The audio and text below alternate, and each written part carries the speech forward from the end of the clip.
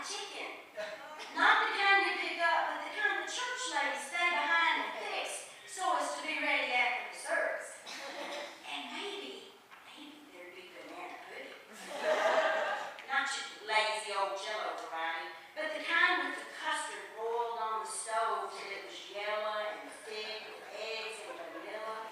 Ah, it was gonna be a good day. Somewhere in all the chatting and the musing about the food buffet, I thought I was smelling oil burning. But I also drove an old model Taurus myself, whose odometer had flipped over at least 3 times, and the check engine light stayed on all the time. It just stopped when it got too hot and tired, I figured. So me and it would just rest a while and we'd start up and go on till it got tired again.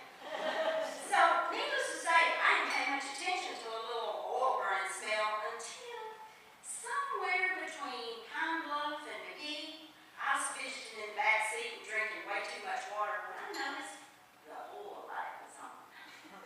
Now, I might currently be that highly cultured and educated Southern lady, but my daddy drummed into me that when that oil light comes on, you better stop. They don't call it an idiot light for nothing. So I brought up to Suzanne that I think the oil light might have just come on, and she said, yeah, it's been doing that ever since I had the oil change the other day. Maybe we should stop and look at it, I said. Fortunately, we were right close to a little service station a few miles just the other side of McGee. Suzanne ran in, ran right back out to say that they don't seem to offer any services other than cigarettes and beer, and we need to go back to McGee for the oil. Then Elaine said, well, I vote for pointing it in the direction we're heading and going as fast as we can.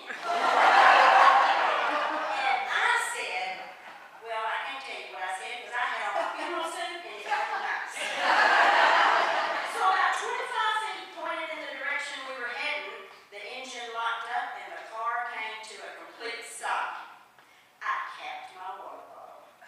Suzanne whipped out her cell phone with AAA on speed dial and commenced to tell him some 12-year-old little girl sitting in Wisconsin where we were on Highway 65 South.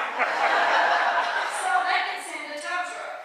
Elaine, ever more practical, whipped out her cell phone with Paul Michaels on speed dial and said, we're 3 ladies from Little Rock, Arkansas, coming shopping today at Paul Michaels, and our car just broke on the side of the road.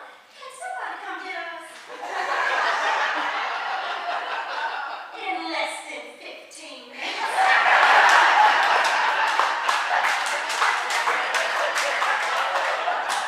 A nice new Nissan Maxima pulled up with the tow truck right behind, and a man with James stitched on his dark blue workshop shirt got out of the tow truck, shaking his head and clucking his tongue, and he looked under the hood. His daddy, Mr. Charles, got out of the nice new Nissan Maxima and said he'd be proud to take us on into Lake Village in his car, since you could not expect 3 nice white ladies to ride in a tow truck.